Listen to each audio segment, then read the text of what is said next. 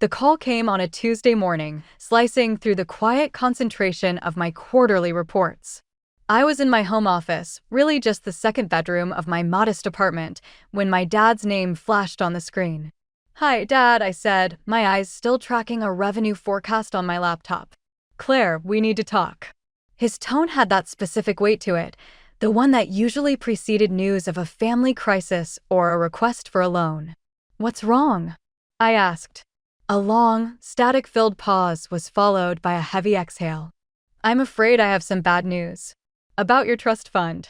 My fingers stopped moving over the keyboard. "My what?" "The trust. The money your grandmother left for you when she passed, 5 years back." I set my coffee down carefully, giving the call my full attention. "Dad, I don't have a trust fund." "Claire, please," he said, a pleading note in his voice. "Don't make this harder.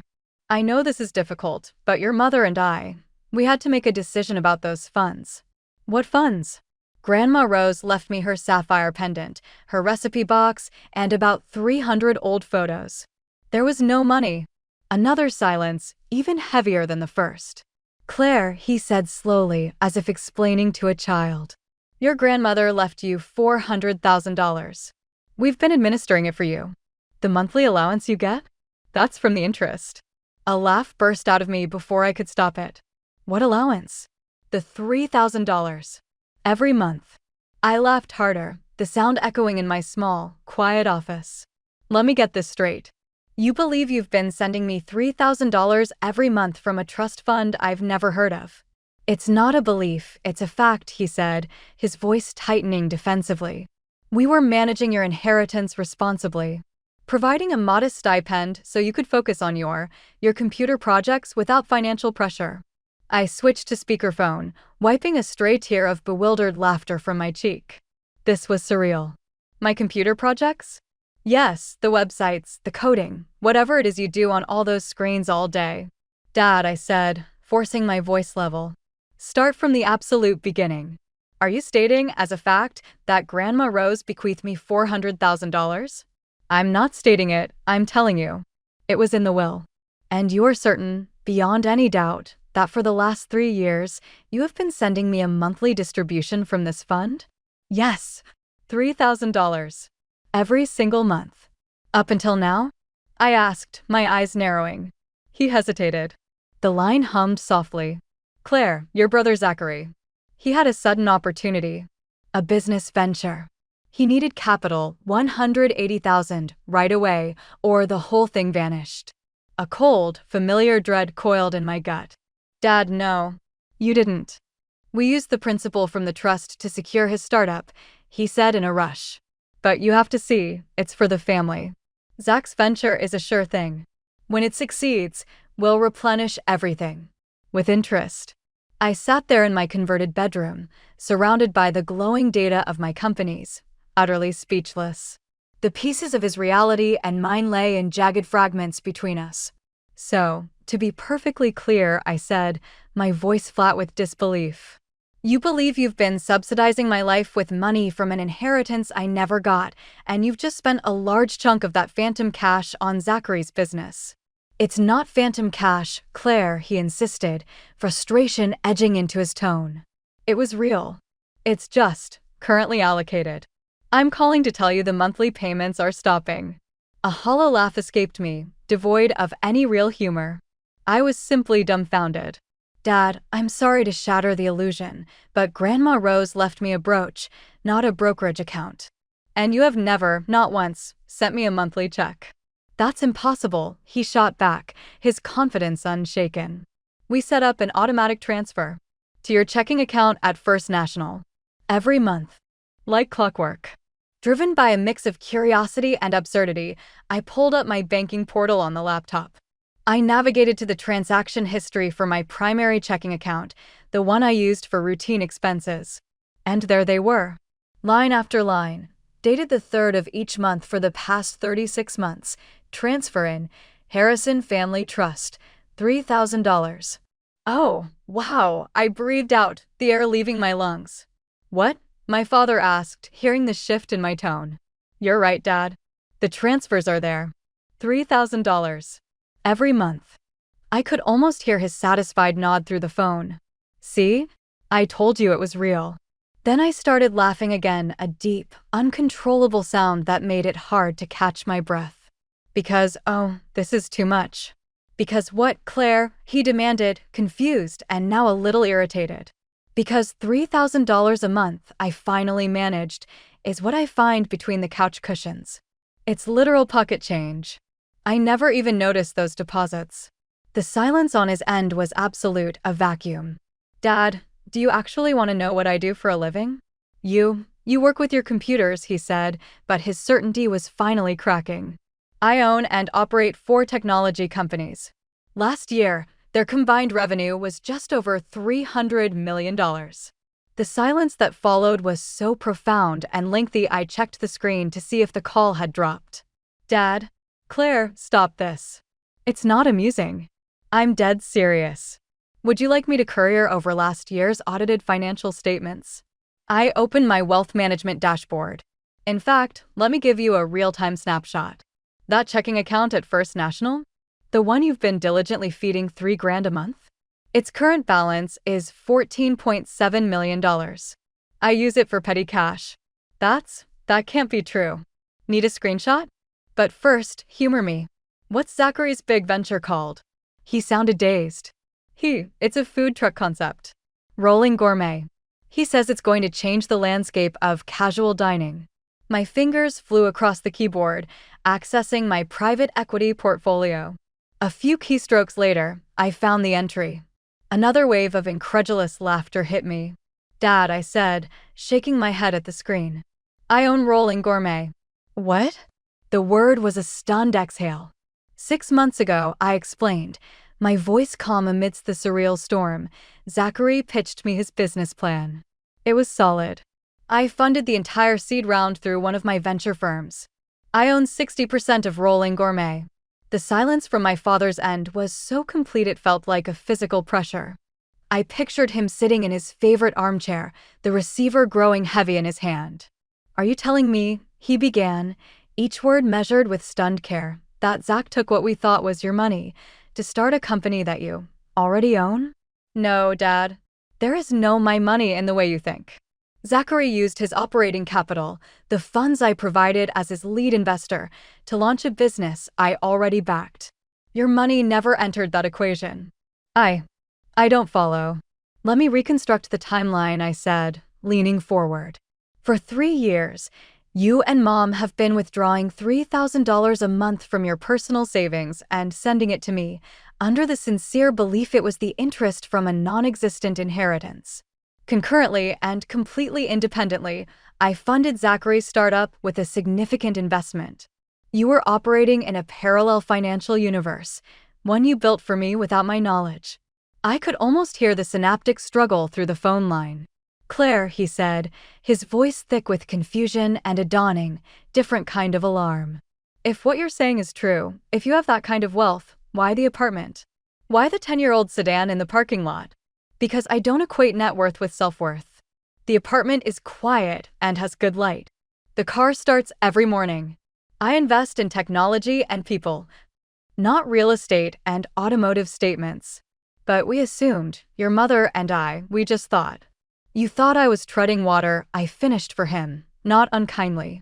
You constructed a whole narrative where I was the struggling creative, needing your secret financial lifeline. You've been funding a version of my life that only existed in your heads. How long, he asked, the question fragile. When did all this success happen? My first platform found its market about 7 years ago. The others scaled from there. So you've been financially secure longer than we've been sending those checks? Yes. The hurt in his next question was quiet, but unmistakable. Why didn't you ever share this with us? I let out a soft sigh, the truth bittersweet. When exactly would that have fit, Dad? Your questions were always about when I'd settle into a real career. Zachary had big ideas. I had computer games. You never asked about my work. You assess my life by its outward simplicity and filled in the blanks with a story of your own making. We never meant. At Zach's birthday barbecue, you introduced me as your daughter, who's still exploring her options. Last Christmas, Mom gently suggested I might need to go back to school for a stable profession. And just now, you referred to my companies as computer hobbies. You never saw the person in front of you. You saw the character you'd written for me. Claire, he whispered, the defensiveness gone, replaced by a hollow realization. We had no idea. That, I said softly, is the entire problem. In the background, I heard my mother's muffled voice. Who is that? Is everything all right? Dad, I said. Put me on speaker. There was a fumbling sound, then the acoustics of the call changed. Claire, honey. My mother's voice, warm with immediate concern, filled the line. What's going on? Hi, Mom. Dad was just walking me through the details of the trust fund from Grandma Rose. The one you've been using to send me money. Oh, sweetheart, she said, her tone softening with what sounded like prepared sympathy. Yes, we need to talk about that. But it's going to be okay. Mom, I said gently. That trust fund doesn't exist. Mom, I said, my voice gentle but firm. Grandma Rose passed with a checking account holding about $12,000 and a house in need of a new roof. There was no trust. No secret portfolio. But the attorney, her voice trailed off, uncertain. What attorney, Mom? I pressed softly. I sat in Mr. Henderson's office for the reading. I received her jewelry, her handwritten recipes in that tin box, and all the family photo albums. That was the entirety of my inheritance. A hushed, frantic whispering began on their end. I could make out my mother's confused murmur. Then where on earth did we get the idea there was money? I can't answer that, I said. But I can read my bank statements. For 36 months, you've been pulling $3,000 from your own accounts and depositing it into mine. That's $108,000 of your retirement savings. A soft, pained gasp came from my mother. Oh no. And then the $180,000 for Zachary's loan. I continued, the math crystal clear and heartbreaking. That brings the total to $288,000. You've nearly gifted me $300,000 of your own nest egg, believing you were just passing along my fortune. Claire, my mother's voice was thin with dread. We can't absorb that. We thought it was yours to begin with. I know, Mom. Which is why, today, I'm wiring $350,000 into your joint account. That covers the principal plus what I'd consider a very fair rate of interest. You can't just wire a sum like that. My father's interjection was automatic, born from a lifetime of financial caution. Dad, I said, a calm certainty in my tone. Would you like a visual aid? A beat of silence. Yes. I navigated to the secure dashboard on my laptop. A simple interface displaying numbers that still sometimes surprised even me. I captured the screen and sent the image by a text. Check your phones. I waited through a full minute of silence, punctuated only by the faint digital click from their end. These numbers, my mother's voice was a breathless whisper. This is real. It's very real. I have approximately $847 million in liquid or near-liquid assets across various holdings. $847 million? My father repeated the number as if the syllables were foreign. Roughly. It bobs up and down with the markets. Claire, he said, and I heard it then, not just shock, but a tremor of something like awe and beneath it, shame. What is it that you actually do? I build enterprise software platforms, I explained, as if in a board meeting. My first company provides inventory logistics AI for major retailers. The second is a cybersecurity firm for the banking sector. The third developed a customer intelligence engine. The youngest focuses on grid management software for renewable energy. And the people who work for you? Mom asked, her mind grappling with scale. Collectively, across all entities, we employ about 2,800 people. The silence this time was absolute, a void so deep the mundane sound of a distant dog barking filtered clearly through my apartment window. Claire, my father began, his voice rough with emotion. We owe you a profound apology. For what, specifically? For infantilizing you. For dismissing your life's work as a trivial hobby. For judging your success by the car you drive instead of the empire you've built. And for presuming to allocate what we thought were your assets without your knowledge or consent. Mom, Dad, I corrected gently but firmly. You have that last part wrong. You didn't touch a dime of mine. You sacrificed your own security, believing you were safeguarding my future. That's a different thing entirely. It doesn't matter, my mother said, her voice small but clear. We should have come to you. We should have asked. Look at it this way, I said, shifting the tone from retrospective to forward-looking. It's accidentally brilliant. Zachary's venture now has dual-layer funding, my equity investment, and your personal loan. When Rolling Gourmet files for its IPO next year, you'll be repaid with a significant return. An IPO? My father's voice was a mix of astonishment and newfound respect. His food truck idea is going public? The trucks are the proof of concept, the brand builders. The real model is in scalable catering, licensed delivery hubs, and eventually, a franchise system.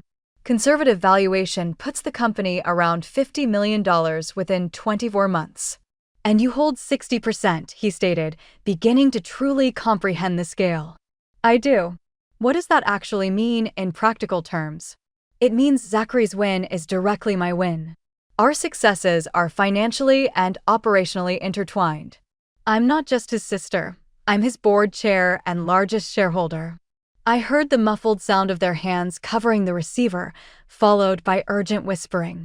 After a moment, my mother's voice returned, soft and hesitant. Claire, honey, I need to ask. If you've achieved all this, why keep it a secret from us? I paused, choosing my words with care, wanting honesty without accusation. Because the love in this family never felt transactional. You loved Claire, your daughter. Not Claire, the CEO. I was terrified that introducing wealth into the equation would distort that it would change how you saw me, or worse, how you interacted with me. That's ridiculous, my father cut in, his instinct defensive. Our pride in you isn't conditional on a bank statement. Isn't it? I asked, my voice quiet but direct. 5 minutes ago, your pride manifested as a monthly stipend from a fictional trust fund because you'd categorized my life's work as a computer hobby. Your silence now is the answer. He had no rebuttal. I'm not upset, I continued. Softening. Truly. In a strange way, it's a perfect, almost comedic illustration of the gap between your perception and my reality. You were caring for a version of me that hasn't existed for years. How do we bridge that gap? My mother asked, the plea for a roadmap clear in her voice. Begin with curiosity instead of assumption, I said. Ask me about my workday. Ask about the challenges we're solving, the new projects, the failures. Talk to me as you would any other accomplished professional in your life, with the presumption that I know my own field. We can do that, she said, and I heard the earnest promise in it. And maybe internalize that a minimalist lifestyle is a choice, not a symptom of struggle. Opulence isn't the only metric of achievement. You're right, my father conceded, the admission heavy but clean. We made a catalog of assumptions, and everyone was wrong. Now, you need to call Zachary. Today. He needs the full picture, that the money was a loan from your retirement, not a disbursement from my mythical inheritance. We'll sit down with him tonight, my father said, his tone now decisive. Good. And that loan needs a formal repayment schedule, starting immediately. The success of his business is promising, but it doesn't negate the debt. Your financial security can't be optional. Consider it handled, he assured me. I glanced at the clock on my laptop. I have to go. A conference call with Tokyo investors starts in 20. Of course, dear, my mother said, her voice warm with a new, tentative respect. Thank you for your extraordinary patience with us. Thank you, I replied, meaning it, for the instinct to protect, even if the threat was imaginary. That instinct comes from love, and that's the only part of this that actually matters. We love you so much, they said together, their voices overlapping. And we are so proud. We see that now. I love you both too, I said. And I'm proud of you for raising a son with the guts to pitch a dream, even if the financing ended up a bit of a family knot. I set the phone down and leaned back, a slow headshake conveying my sheer disbelief. In the myriad of scenarios I'd ever entertained about revealing my success to my family, this particular comedy of errors had never once made the shortlist. Yet, beneath the layers of absurdity, a poignant core remained. For 3 years, my parents had silently siphoned their own security into my account, a misguided but genuine act of care. Without delay, I opened my banking app. The transfer was straightforward, $350,000 to their joint savings account. It covered every dollar they'd sent, with a generous interest rate and what I mentally categorized as a narrative confusion bonus. The click of the confirm button felt like closing a strange, unintended chapter. Next, a quick call to my assistant to push the Tokyo conference back 30 minutes. One crucial piece of business remained. Zachary answered on the second ring, the ambient clatter of a commercial kitchen behind him. Hey, Claire. What's up? Hi. We need to have a clarifying conversation about your capitalization table. Specifically, the parental investment segment. Oh, that? Yeah, Mom and Dad said they were tapping into your trust. Really came through in the clutch. Why? I couldn't suppress another laugh. Zach, strap in. You are not going to believe the story behind your clutch funding. 2 intensive hours later, after walking him through the entire looking glass reality, the non-existent trust, our parents' sacrificial savings, and my pre-existing majority stake, we had a newly drafted, legally sound repayment schedule for our parents and a much clearer, if dazed, understanding on his end. Joining the video call with the Tokyo investors, I seamlessly shifted gears. The topic was a potential $200 million merger to launch my cybersecurity arm across Asia, a deal that would redefine our global footprint. As I navigated through complex market analytics and integration protocols, a small, private smile played on my lips. My parents were still in the introductory chapter of understanding my world, but their immersion was imminent. Next week, when the business press would break the news of this deal alongside our valuation, the evidence would be irrefutable. The computer hobbies they'd quietly subsidized would be publicly recognized as forces shaping the tech landscape. Perhaps then they would finally internalize a truth I'd long understood, that success wears many disguises. Sometimes, its most powerful form is a quiet life in a modest space, its true scale hidden not in possessions, but in quiet influence and the freedom of choice. 3 months later, my parents stood in the soaring atrium of my company's headquarters, 4 floors and 40,000 square feet in the city's premier business tower. I gave them the full tour, the buzzing development labs, the collaborative workspaces, and introduced them to my leadership team, whose respect for me was evident in every interaction. Afterward, in my corner office with its panoramic city view, my mother's eyes were glistening. Claire, she said, her voice thick. All this time, we never once asked to see your world. You believed my world was a desk in my old bedroom, I said gently, not as a reproach but as a simple fact. We were so profoundly mistaken, she whispered. My father stood before the wall of accolades, Entrepreneur of the Year, the Mayor's Innovation Prize, the Governor's Award for Job Creation. He turned to me, his face a canvas of awe and regret. How did we miss it all? You saw the daughter you expected to see, I replied. Not the one who was actually here. Well, my mother said, squaring her shoulders as she looked from the awards to me, we see you now. And we have never been more proud. Good timing for that pride, I smiled. Because Rolling Gourmet's flagship restaurant opens next month. Zachary wants you there as his official business partners. Partners? My father asked, bewildered. I restructured the deal. In exchange for your initial $180,000 loan, you now hold a 5% equity stake. Post-IPO next year, that stake should be valued around $2.5 million. My father slowly sank into the chair opposite my desk. Claire, that's excessive. We can't accept that. It's not a gift. It's a recalibration. Family looks after family, even if the mechanism needs a tune-up. I walked to my desk and picked up the sole personal item there, a framed photo from last Christmas, all of us laughing, crowded around a festive table. You know the real triumph in this whole mess? You loved me when you thought I was barely getting by. You tried to support what you perceived as a struggling dream. That's the foundation worth building empires for. Looking at them then, their faces open, finally seeing me, the final piece clicked into place. All the wealth, every headline, every closed deal was just detail work. The core asset, the irreplaceable one, was this, a family whose love was a constant, even when their understanding was not. The $200 million merger with the Japanese consortium closed 6 months later, adding another $847 million to my net worth and splashing across the business press. But the headlines weren't the real story. The real story was the monthly family dinners.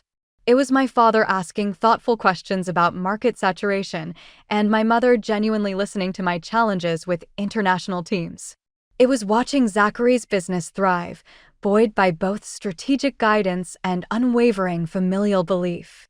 The best returns, I learned, aren't always measured on a balance sheet.